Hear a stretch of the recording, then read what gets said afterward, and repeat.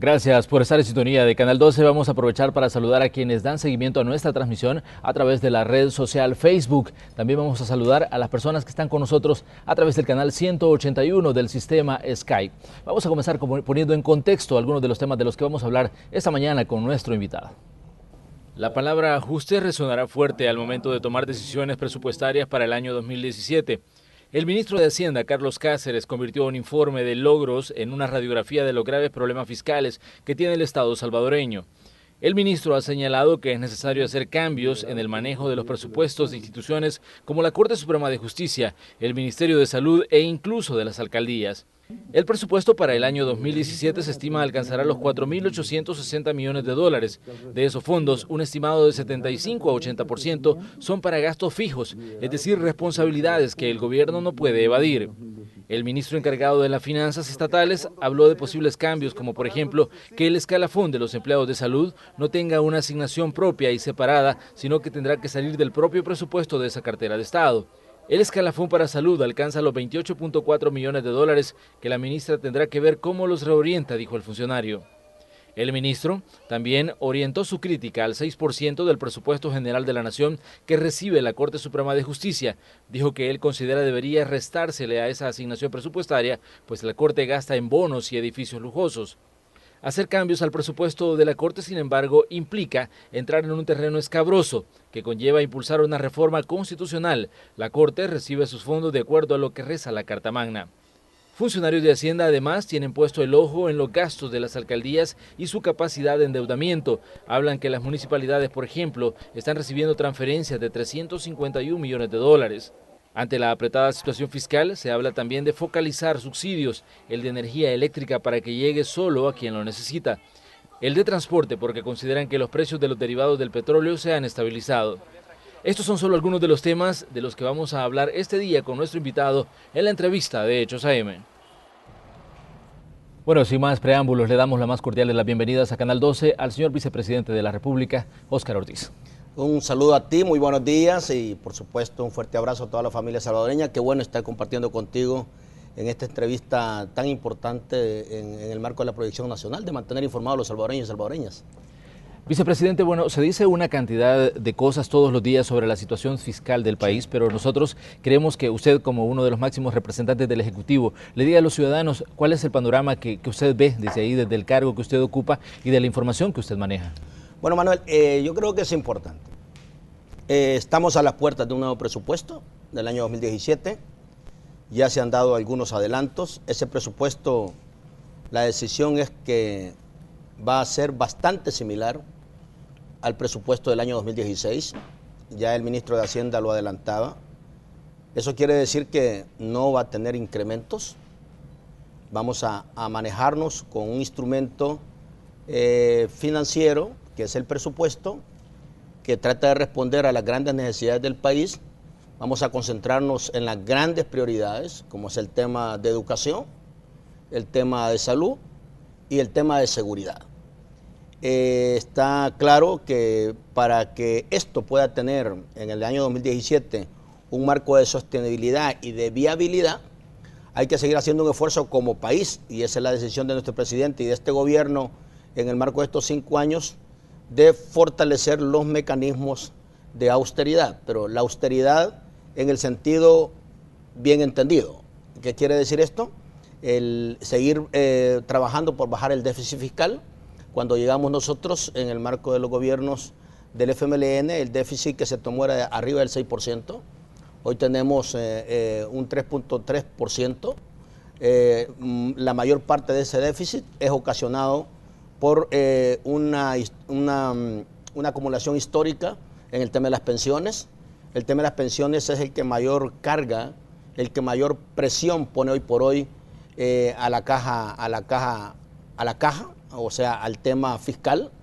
Si uno se sacara el tema de las pensiones del déficit que tenemos, pues es bastante manejable en relación a toda la región centroamericana. O sea, nosotros sí hemos venido avanzando en eso. Se ha venido haciendo un esfuerzo importante de cómo estructurar de mejor manera la inversión de los recursos, la priorización de los gastos dentro del año fiscal correspondiente. Entonces, el 2017 Vamos a tener que presentar un presupuesto mucho más equilibrado, mucho más acercado a las proyecciones de crecimiento económico y de ingresos que tenemos planteados. Y esto estará en la Asamblea Legislativa más tardar el 30 de septiembre, tal como lo manda la Constitución. Ahora, previo a esto, urge un acuerdo de carácter fiscal que tiene dos componentes fundamentales. El primero, la aprobación de los 1.200 millones, que es un compromiso que tenemos que asumir todas las fuerzas políticas, las representaciones políticas en la Asamblea Legislativa. No solo es un tema del gobierno nacional, es un tema del Estado en su conjunto, tomando en cuenta que el problema del flujo, el tema de efectivo que tenemos ahora no es un tema de este gobierno, es un tema de acumulación, de deterioro de finanzas públicas, que tiene que ver con un asunto muy claro. Es decir, tenemos una proyección acumulada de más de 500 millones de dólares en materia de pensiones. Y otro déficit que tiene que ver también con el nivel de equilibrio del presupuesto cada año. Si uno ve este tema, ahora estamos en una situación donde hay que convertir la deuda de corto plazo en deuda de largo plazo, lo que se conoce como LETES, al tema de bonos.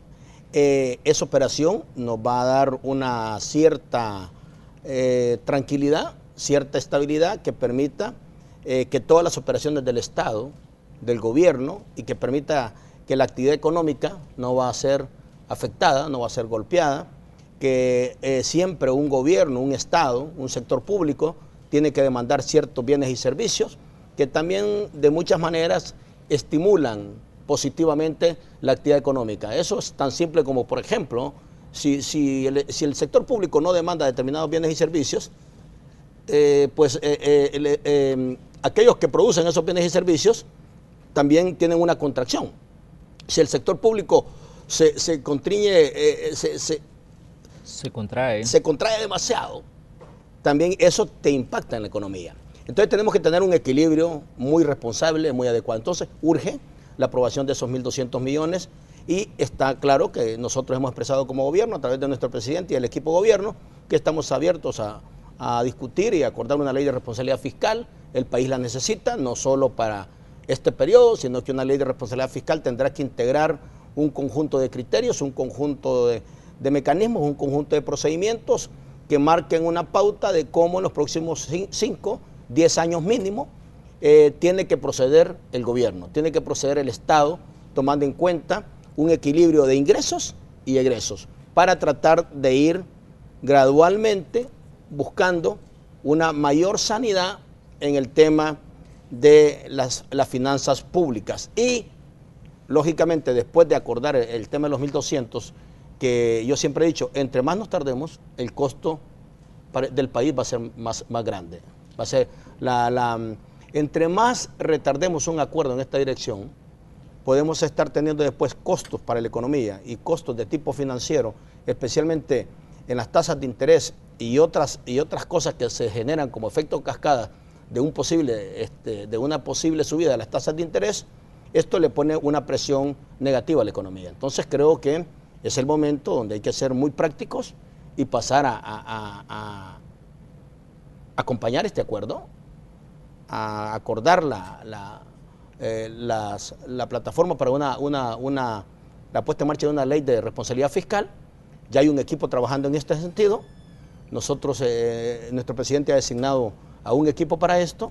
Las fuerzas políticas tienen ya sus representantes y nosotros esperaríamos que en el corto plazo podamos tener un acuerdo en esta dirección. El país lo necesita, no solo el tema del gobierno, porque si no, lo que va a tocar en las próximas semanas y meses, tener que anunciar posiblemente un conjunto de medidas que no serían las más indicadas para seguir esta dinámica positiva de crecimiento económico, que tal vez podemos hablar en la medida que vayamos desarrollando la entrevista, que tenemos señales muy positivas en materia de crecimiento económico. Pero creo que la decisión que tomemos en el corto plazo va a estimular mucho más ese crecimiento económico, o también puede ser un factor de contracción. Pero ¿Cómo ven, por ejemplo, ustedes el panorama en la Asamblea Legislativa? Porque vemos que la petición de los 1.200 millones de dólares en bonos se hizo en febrero.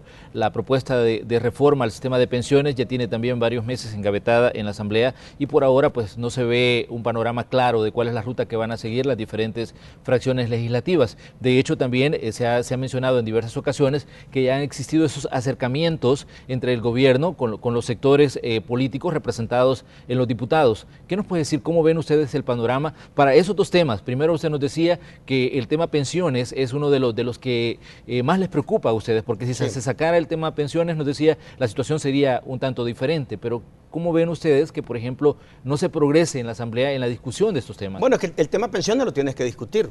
Ahora lo que se ha hecho es, por la situación de otras temáticas, has pasado a discutir la posibilidad de un acuerdo en la parte que tiene que ver con los 1.200, porque eso es lo que pone mayor presión a la caja en el corto plazo.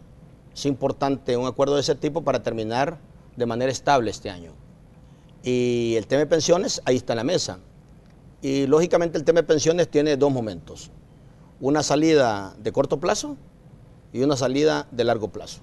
Entonces creo que es un buen momento, en la medida que se acuerde la aprobación de los 1.200 millones, una ley de responsabilidad fiscal, nos da tiempo para discutir a profundidad una ley de pensiones de largo alcance. El tema de pensiones es inquitable para el país. O sea, se hizo una reforma, no se tomaron hace muchos años medidas adicionales y hoy resulta que tú tienes que estar pagando una determinada cantidad a todo el universo de las personas que ya están jubiladas, que hay que responderles con los montos que por ley les corresponde, pero simple y sencillamente tú no tienes ingresos para cubrir esas erogaciones. Entonces es una deuda que, como una bola de nieve, se va multiplicando, y que esa es una herencia que como país dejamos cuando se hizo esta reforma que ahora sabemos cómo funciona, que también requiere cambios importantes, y eso no lo puede hacer nada más un partido político, no lo puede hacer un gobierno. Toda reforma de pensiones en cualquier país de América Latina o del mundo es de los temas más sensibles y requiere la participación, requiere el respaldo del conjunto de fuerzas políticas, porque de cómo hagas una reforma de pensiones tiene que ver mucho de cómo será tu situación de retos que vas a tener en los próximos 10, 15, 20 años. Y además, en la reforma de largo alcance que tenemos que hacer, hay que revisar bien, por ejemplo, el bajo nivel de afiliados que tenemos. Por ejemplo, ahora de manera activa solo están un 23-24%. Nosotros necesitamos también hacer que la dinámica económica nos permita que en el sistema de pensiones cada vez tenemos un porcentaje mayor de la población que está económicamente activa. Entonces yo diría que el tema de pensiones es algo que está ahí, que como país necesitamos seguirlo discutiendo a fondo. No puede haber una decisión en materia de pensiones si no cuenta con el mayor respaldo del conjunto de actores políticos, porque es de carácter estratégico. Y claro, no podemos estar esperando, digamos, el tema fiscal no puede esperar. El tema fiscal tenemos semanas, para tratar de hacer un acuerdo. Insisto, el que no se aprueben los 1.200 millones puede ser un costo mayor para el país en los próximos meses.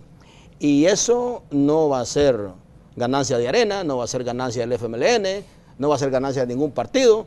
Aquí vamos a perder todos, porque no es lo mismo que tú acuerdes un conjunto de medidas y planifiques de cómo va a ser el cierre del año fiscal, a que la situación misma te obligue a tomar decisiones porque simple y sencillamente no tienes efectivos para cubrir determinadas responsabilidades. Ahora bien, bueno, el presidente Salvador Sánchez Serén, al hablar de la situación fiscal, hablaba y decía en declaraciones durante una actividad de uno de los departamentos, en estos momentos decía, es necesario que nos apretemos el cinturón. ¿Qué tan fuerte puede ser ese apretón de cinturón y en qué áreas, por ejemplo, podría hacerlo el Ejecutivo? Mira, hay dos formas de abordar la economía en todo país. Nosotros estamos siempre en ese dilema. Siempre la fórmula más adecuada es cuando se toma un conjunto de medidas fiscales, tomemos de base lo que va a ser la ley de responsabilidad fiscal. En la ley de responsabilidad fiscal debe ir un conjunto de criterios, de procedimientos, de cómo lograr gradualmente un mayor equilibrio. Esto es simple, por ejemplo, siempre es bueno explicarlo para la familia salvadoreña. ¿De qué se trata eso de las finanzas del Estado? Es como una familia, es decir, tú en la casa trabajan dos, les ingresan $800 mensuales, tienen 2 hijos, ¿verdad? Hay un presupuesto familiar, pero resulta que mensualmente les están saliendo de gastos $1,000. Pero tú solo tienes $800. Entonces, ¿qué opciones tenés? Poner a trabajar a otro miembro de la familia para incrementar ese ingreso. 2, endeudarte para cubrir el déficit de los 200 millones. O 3, recortar gastos. Así más o menos funciona. Entonces, ¿y qué quiere decir? Si es poner a trabajar otro miembro de la familia, pues habrá que rápidamente buscar los factores de oportunidad de trabajo. Hay que ver si alguien en la familia está ya con las plenas posibilidades de laborar y tú mejoras el ingreso. Eso se llama hacer crecer la economía. O sea, que haya más economía, que haya más empresarios. Si hay más empresarios, hay más actividad económica. Si hay más actividad económica, hay más ingresos. Y si todo el mundo paga como la ley manda los impuestos y las obligaciones tributarias, pues entonces el Estado va haciendo un poco más de crecimiento. Hemos logrado crecer en materia tributaria, pero todavía no es suficiente, porque necesitamos hacer crecer más la economía también. Ahora vamos bien, porque crecimos el 2%, el año 2016 el 2015 terminamos con el 2.5%, y en el año 2016, al cerrar este segundo trimestre, vamos a pasar la barrera de crecimiento del 2.5%. Esperamos, incluso yo tengo la plena seguridad que podemos superar el crecimiento este año del año anterior. Todos los indicadores nos dicen que vamos por el buen camino, que hay una activación de la inversión privada, que hay un mejoramiento de la inversión extranjera directa, que hay un mayor dinamismo del sector construcción, que estamos creando las condiciones para poder hacer inversiones en sectores estratégicos claves. Entonces, ese es un lado. Y por el otro lado, sigo con la familia, pues tú tienes que hacer préstamo. Mientras no resuelvas el problema de que alguien más trabaje o no resuelvas el problema de recortar gastos, tienes que hacer un préstamo. El mínimo de préstamo que tienes que hacer es ¿por cuánto? Por $200 cada mes. Esos $200 generan intereses y capital. Entonces tú vas endeudándote y la familia después va teniendo un déficit. A eso le llama el déficit que tenemos nosotros, el déficit fiscal, que ahora está en un rango de 3.3%. Venimos del 6, un poquito más del 6.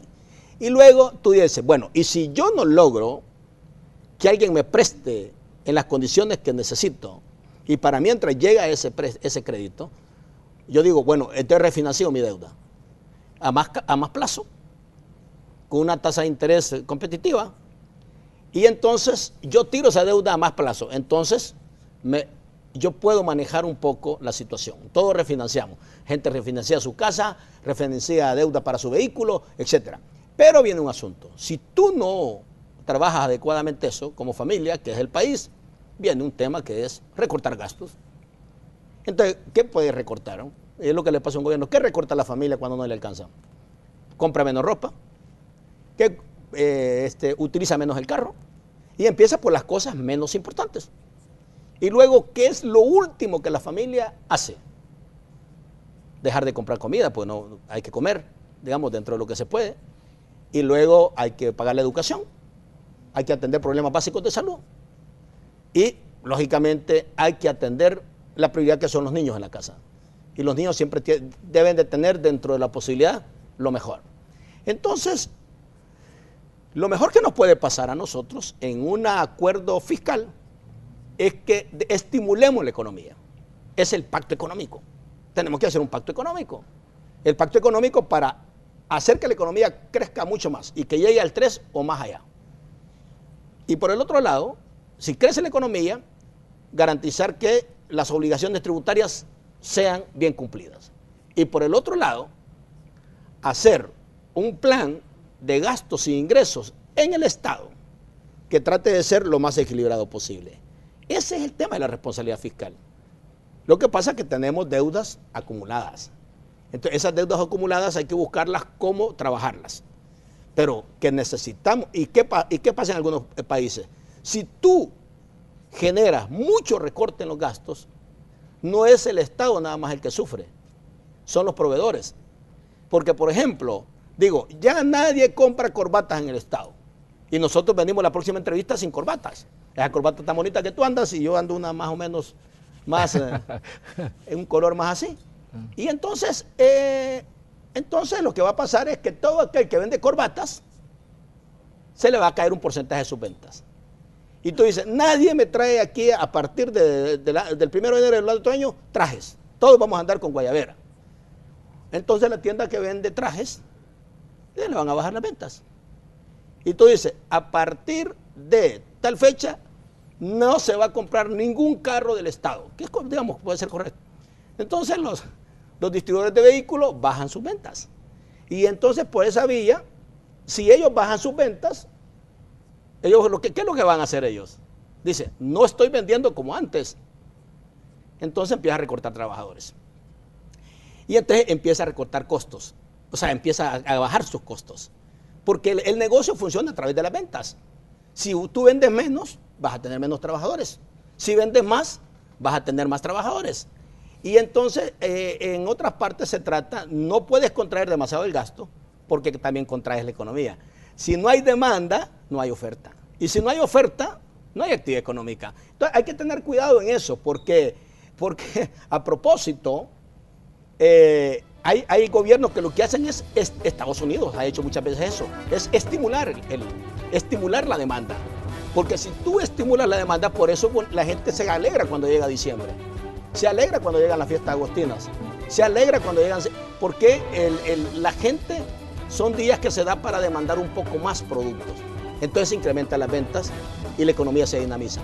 Entonces, nada más ponerte ese ejemplo, porque si a veces uno para la explicación del tema fiscal, la gente dice, no, hay que...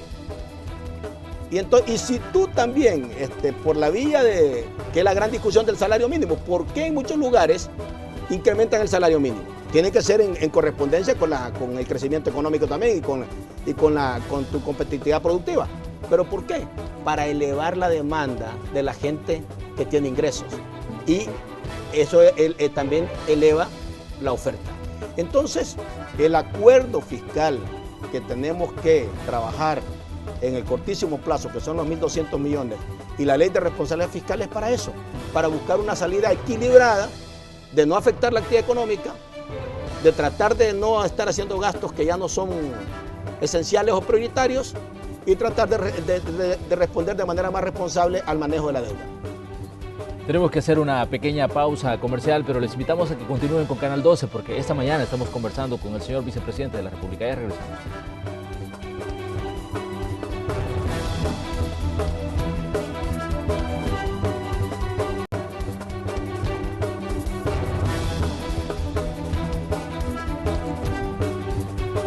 Gracias por continuar en sintonía de Canal 12. Esta mañana en la entrevista de Hechos AM estamos conversando con el señor vicepresidente de la República, Óscar Ortiz, y estamos hablando precisamente de la situación fiscal de El Salvador. Señor vicepresidente, el ministro de Hacienda daba una conferencia esta semana, sí, y él decía, por ejemplo, de que uno de los grandes retos es el tema de los salarios, porque eso decía, se consume, por ejemplo, gran parte del presupuesto general de la nación. ¿Cómo ven ustedes, por ejemplo, esta situación de las remuneraciones, los escalafones y todo esto que hasta cierto punto, como usted bien decía, muchos trabajadores lo esperan, pero sí, que la situación del país no puede ahorita darse, por ejemplo, el lujo de estarlos pagando? ¿Cómo ve usted la situación desde ahí, desde el Ejecutivo? Bueno, yo creo que lo prioritario es aprobar los 1.200 millones para darte cierta estabilidad en el corto plazo. Aprobar la ley de responsabilidad fiscal, que es la que se ha venido demandando y que es buena para el país, y eso implica que vas a poner reglas para los próximos años de ingresos y la selección de gastos e inversión. Dicho eso, el próximo presupuesto, que estructuralmente, no de ahora, sino históricamente viene organizado mayoritariamente con gastos que no puedes dejar de pagar, que son fundamentalmente salarios, y los gastos administrativos que representan para que funcionen las instituciones. Y siempre hay donde recortar, ¿no? Entonces, ¿cuál es el criterio que ha decidido nuestro presidente? priorizar en el año 2017.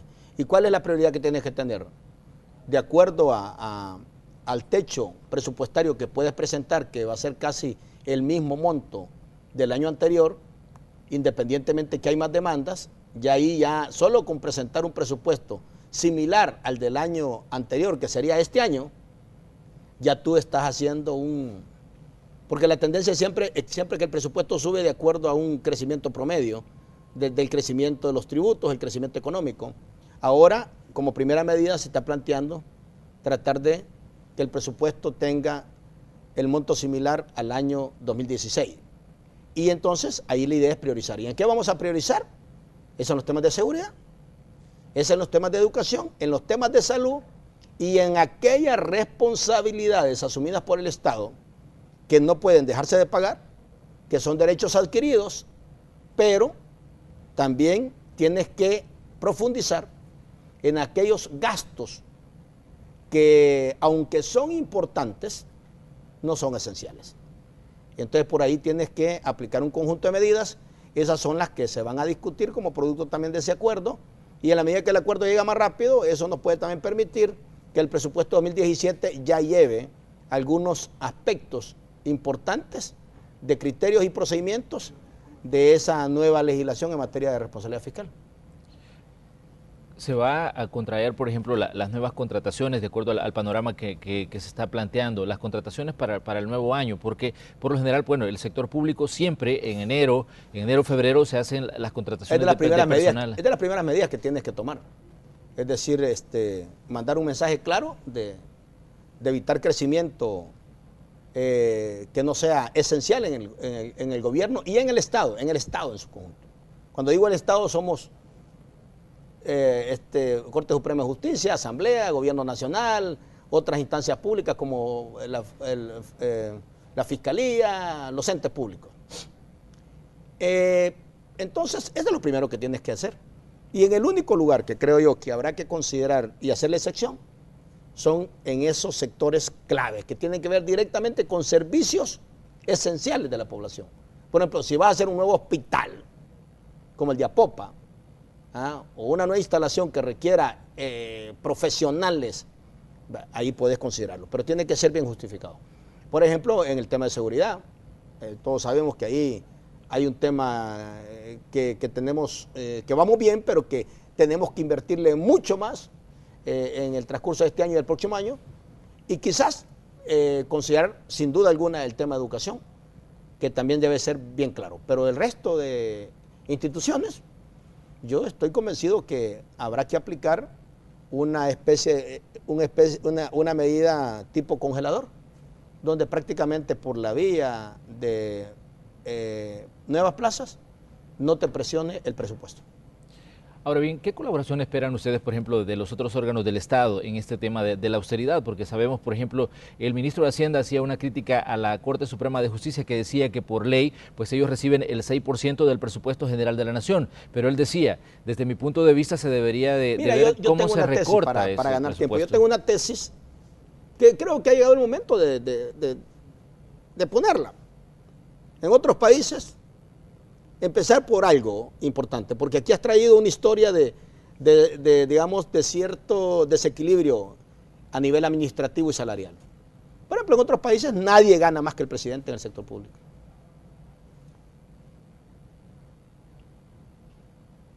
Puede ser una medida pero muy concreta, que a partir de tal fecha ningún funcionario público tendrá un salario superior al presidente de la República. Y ahí lo aplicas. Ningún trabajador de la Asamblea tendrá un salario mayor que el máximo representante del órgano legislativo. Ningún representante del sector judicial tendrá un salario más allá que el presidente de ese órgano. Ningún. Entonces va. ¿Por qué? Porque incluso hay gente que no es ni elección popular, hay gente que no tiene ni el cargo más importante en una institución, pero gana más que el que dirige la empresa, va. Entonces no tiene lógica. Pero eso no es de este gobierno, ha sido en la estructura salarial del Estado se ha venido dando esa deformación. Entonces, podemos empezar a ordenar para los próximos 5, 10, 15, 20 años. Poner reglas básicas, otros países lo han hecho. Yo creo que nosotros hemos llegado al momento de hacerlo.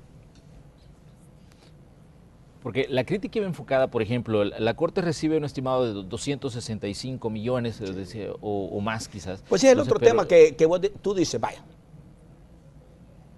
por razones del espíritu del acuerdo de paz, para reformar el sector justicia, para lograr una justicia más pronta y cumplida, se estableció un monto desde la Constitución, que era el 6%. Entonces, claro, cuando tú vas a ver todas las instituciones del Estado, lógicamente la más favorecida con ese monto es el sector justicia. Pero entonces se hacía para tratar de acelerar la reforma judicial, para que de verdad la gente contara con pronta y cumplida justicia, se dice. Esa reforma todavía se ha quedado a medias. Entonces, quizás sea necesario también volver a rediscutir si ese 6% no debió ser para todo el sector justicia, incluyendo, por ejemplo, el tema de la Fiscalía, de Derechos Humanos, Procuraduría General de la República, porque resulta que esos no entraron en esa parte. Y son parte, de manera amplia, de una pronta y cumplida justicia. Porque tú te vas a la Procuraduría General de la República, tiene relación. Tú te vas a la Procuraduría de Derechos Humanos, tiene relación. Ya no digamos la Fiscalía, ¿no? Que la Fiscalía es un ente clave, pues importante, con el cual estamos trabajando de manera articulada y coordinada. Ahora bien, hay otros elementos que me gustaría que analizáramos y es la situación, por ejemplo, de los subsidios. Durante las últimas semanas hemos escuchado que es necesario focalizarlos aún más. Por ejemplo, el del sector eléctrico, el del subsidio que reciben muchas familias, también que usuarios del transporte colectivo. ¿Cómo ven ustedes, por ejemplo, este tema, ya de que esto también ha sido parte de informes de organismos, por ejemplo, como el Fondo Monetario, que hablan de que es necesario o sugieren que se focalice aún más el Fondo Monetario, que es una instancia con la cual estamos todos los países trabajando, coordinando. En este caso, nosotros no somos la excepción. Mantenemos una relación bastante sistemática con el Fondo Monetario y casi ellos recomiendan siempre eso en todo el mundo. Recortar. Entonces hay que tener cuidado. Dos cosas. Uno, el país necesita más inversión social. Y especialmente en sectores claves que te determinan el nivel de competitividad económica futura del país o el nivel de calidad de vida o la calidad de vida. Y entonces por eso aparecen las políticas de inclusión social. Nosotros vamos a seguir apostando como gobierno por seguir invirtiendo en las políticas de inclusión social. Tenemos programas estrellas, el programa que tiene que ver con la inversión en las escuelas, el niño a la computadora, el programa que tiene que ver con el tema de equidad de género, de integración más activa de las mujeres en todos los campos de la actividad económica, social, política y cultural, todo el tema de invertir más en los jóvenes, etcétera. Tú tienes que, para ir cerrando la brecha de desigualdades, en eso los países tenemos que seguir invirtiendo. Pero es cierto, tú tienes que ir también cada vez estructurando de mejor manera tu política de subsidios. Y el subsidio en realidad tiene que ir a quien verdaderamente lo necesita y quien en términos de ingresos está comprobado que no puede cubrir un paquete de la canasta básica o sus ingresos son tan frágiles que no le dan la posibilidad de asumir todos esos gastos que son claves para poder mantener dignamente una familia.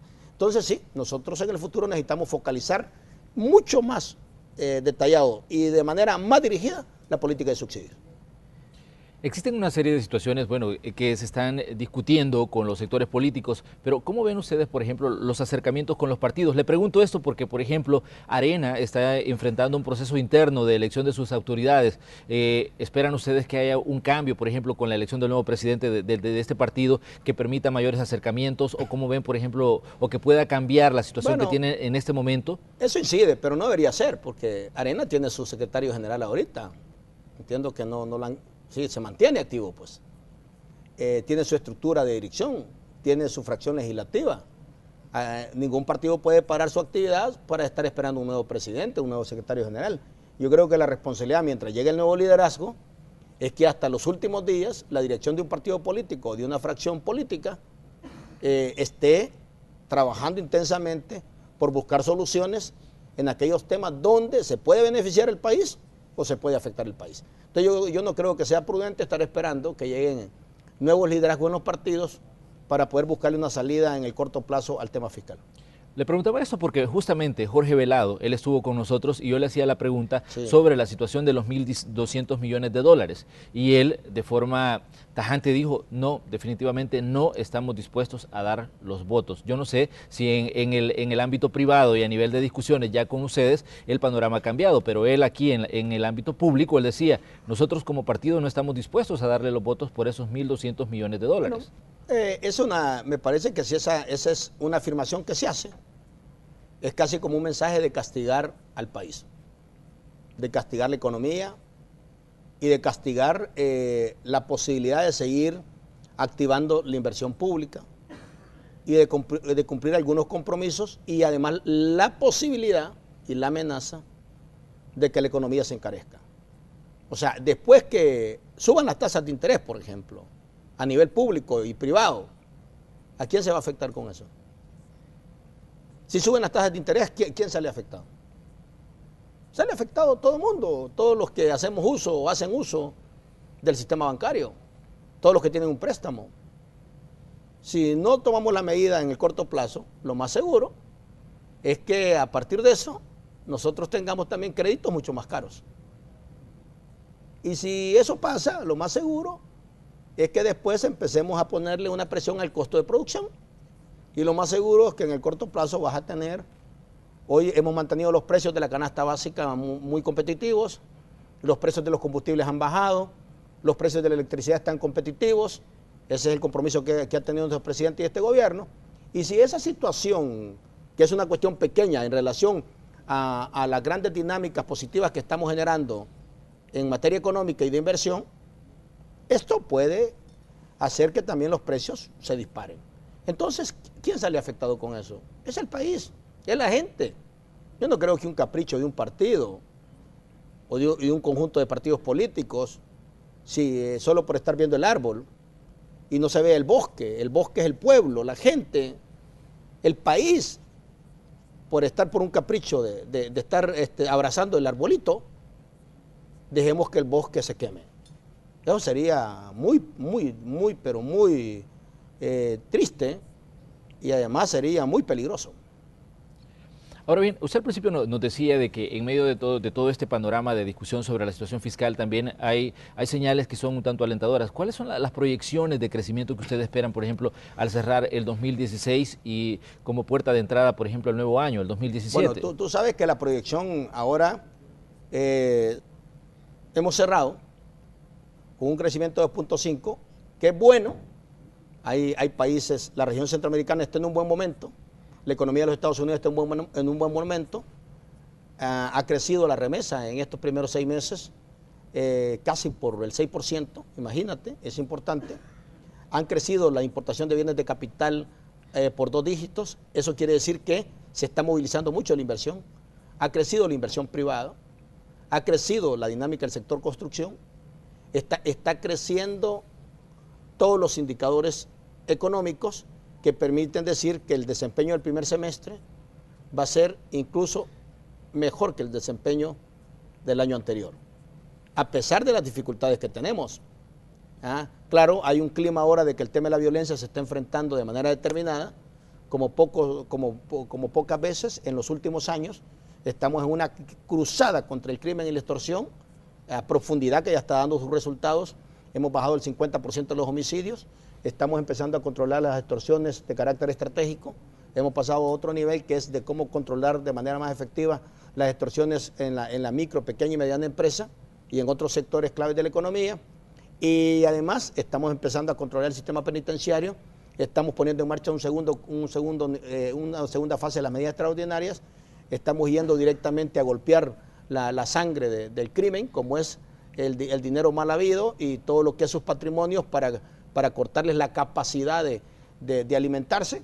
Y esto también manda un buen mensaje a la economía. Todavía estamos en el camino complejo de desarticular la estructura criminal. Nos va a llevar un tiempo, pero por otro lado, es clave que mientras hacemos ese trabajo de manera efectiva, la economía tiene que seguir creciendo. Y para que la economía siga creciendo, al llegar al 3 o más allá del 3%, la clave es generar más empleo.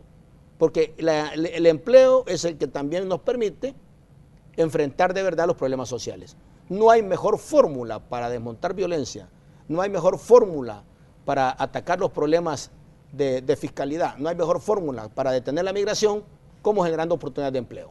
Y para generar oportunidades de empleo hay que activar económicamente el país y eso implica confianza, certidumbre, implica que no es una responsabilidad de solo el gobierno, sobre todo es una enorme responsabilidad de las fuerzas políticas. Y necesitamos mandar un mensaje positivo del país, necesitamos mandar un mensaje optimista del país. Nosotros no podemos solo estar hablando que El Salvador de una tempestad, de un terremoto y que aquí todo es negro, todo es gris y entonces nosotros mismos empezamos a hacer un panorama sombrío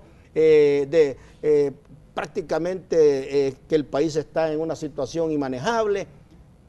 Así no se puede tener una perspectiva futura optimista de esta tierra que nos pertenece. Entonces nosotros, más allá de nuestras diferencias, lo primero que tenemos que poner en el centro, más allá de nuestras diferencias y nuestra diversidad, que es normal, necesaria en un sistema político como el que estamos construyendo, necesitamos vender a El Salvador con optimismo, con esperanza, con alegría, sin esconder los problemas.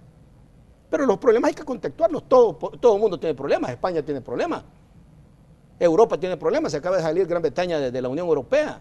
Hay un dilema ahí que va a tener un impacto económico. Sudamérica está enfrentando serios problemas, sobre todo por los acontecimientos de los últimos años en la baja del petróleo. Las economías están enfrentando problemas complejos. La región tiene problemas, Guatemala tiene problemas, o Honduras tiene problemas. Nosotros también tenemos nuestros problemas, pero tener nuestros problemas no quiere decir que el país no tiene futuro, que el país no tiene viabilidad. El país tiene viabilidad, el país tiene futuro, porque tenemos un sistema político y una democracia creciendo lentamente, poco a poco, pero que es capaz y debe ser capaz de producir soluciones. Porque El Salvador nos pertenece. Si nosotros no hacemos nada por El Salvador, ¿quién lo va a hacer? Bueno, con esta interrogante que hace el señor vicepresidente de la República, nos vamos a ir a una pausa comercial. Ya regresamos con las conclusiones de la entrevista de hoy.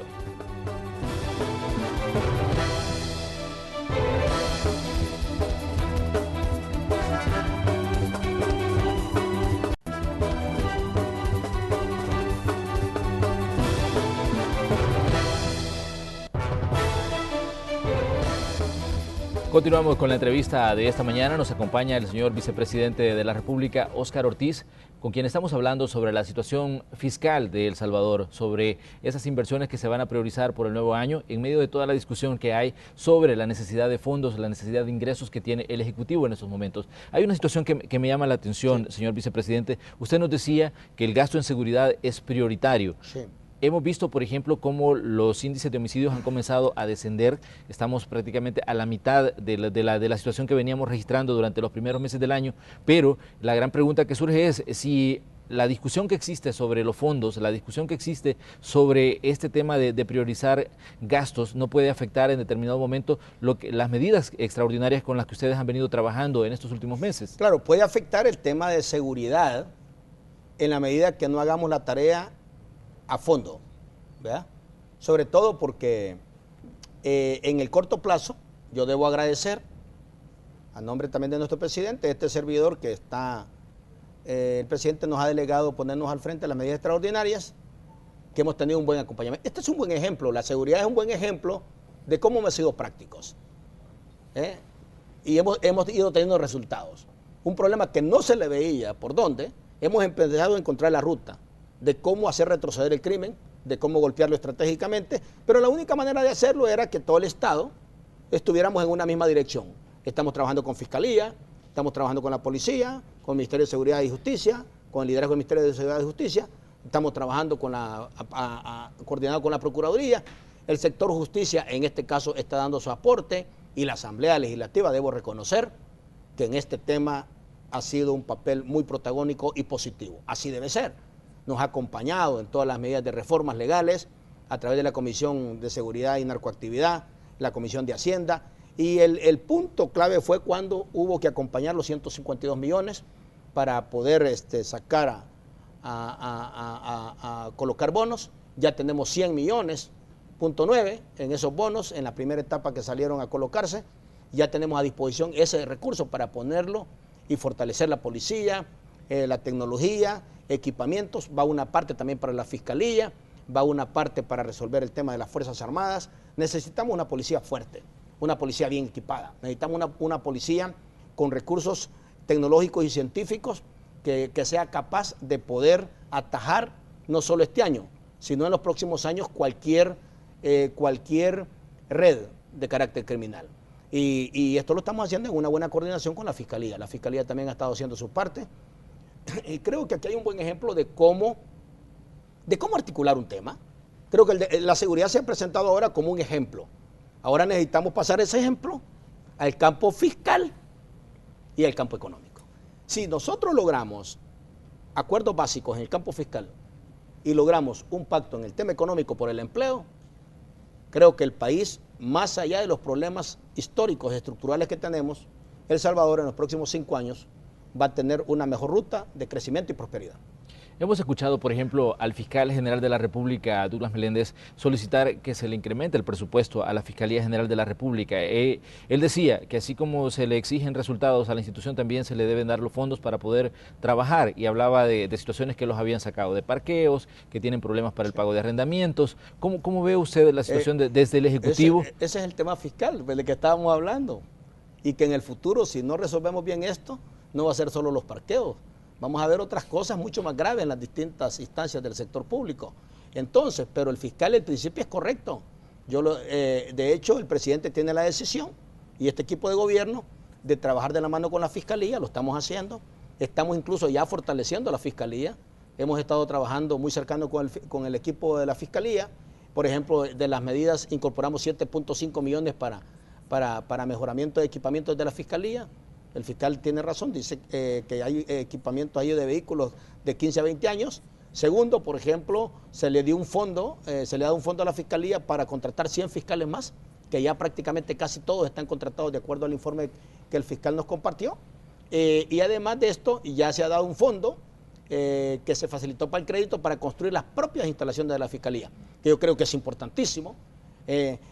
Así como hay que fortalecer a la policía, así como tiene los recursos el órgano judicial asignados, así también tenemos que preocuparnos por fortalecer la Fiscalía, porque es un factor clave en el combate no solo a la criminalidad, sino en la institucionalidad de nuestro país.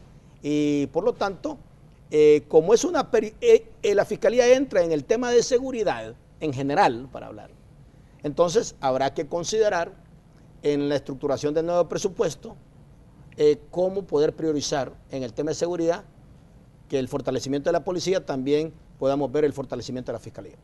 135 días han pasado desde que se anunciaron las medidas extraordinarias de seguridad. ¿Cuál es su balance y cuáles considera usted que pueden ser las proyecciones del Ejecutivo y de todo el aparato estatal a diciembre en cuanto al tema de seguridad pública? Felicitar a la policía, son los verdaderos héroes.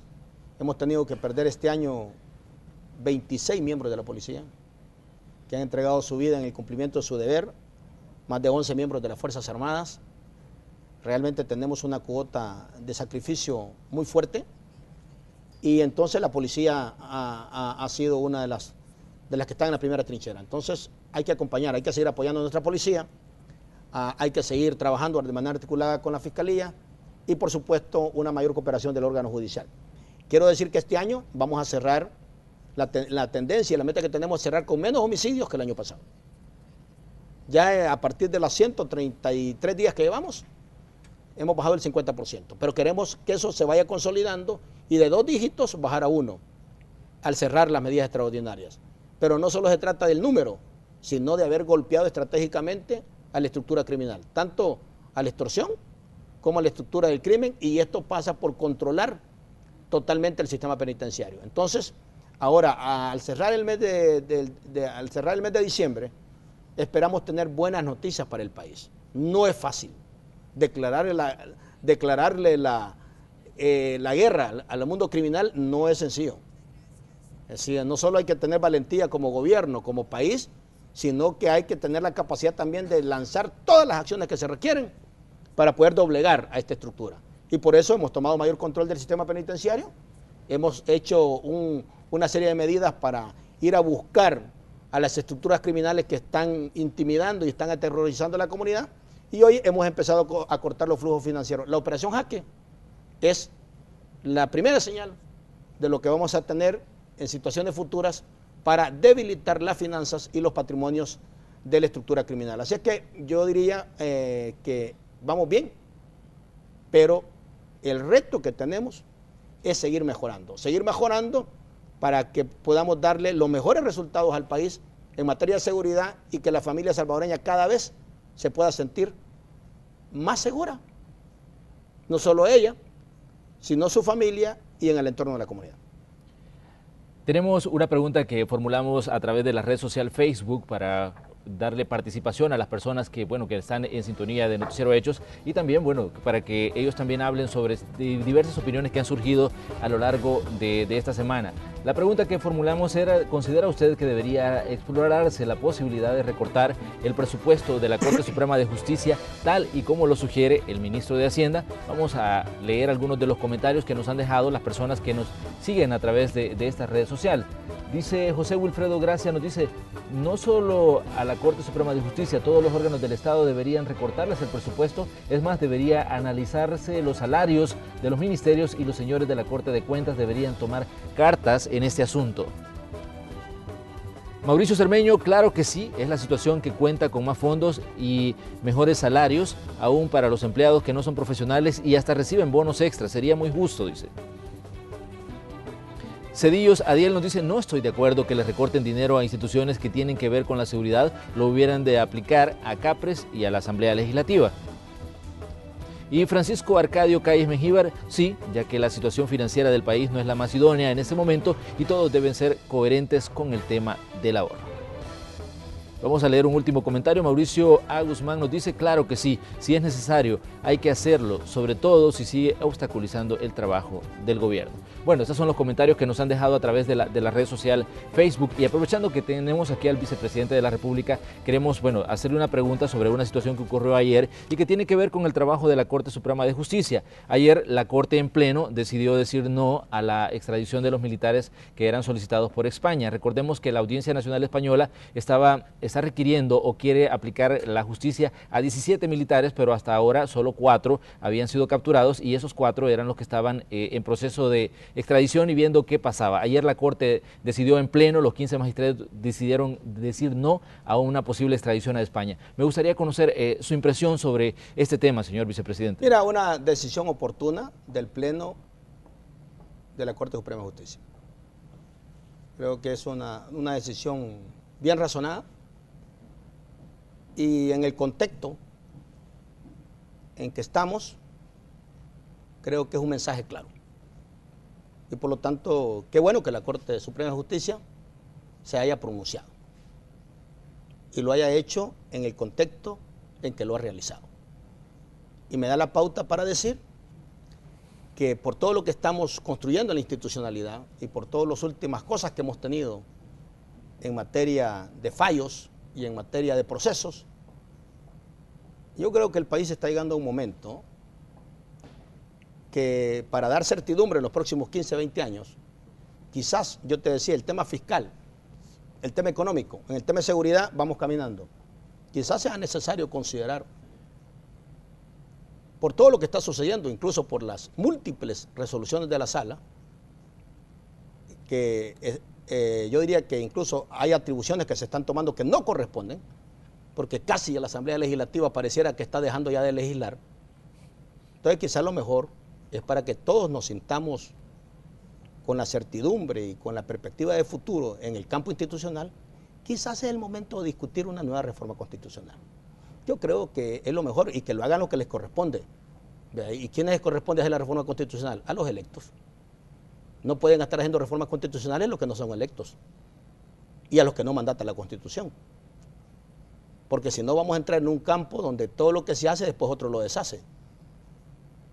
Los equilibrios de poderes sí, el peso y contrapeso sí, pero el principio constitucional tiene su base en los tres órganos del Estado, que es la Corte Suprema de Justicia, el órgano legislativo y el órgano ejecutivo. Y ahí descansa, en esas instancias plenas, descansa el poder delegado de la gente. Entonces, si no queremos que el país entre en una situación de que lo que se hizo ayer, mañana no sirve, que lo que se hizo hace 5 años, hoy resulta que no, a alguien le parece que no es correcto, lo mejor quizás sería que el país empiece a explorar una verdadera ruta para hacer una verdadera reforma constitucional para los próximos 15 años.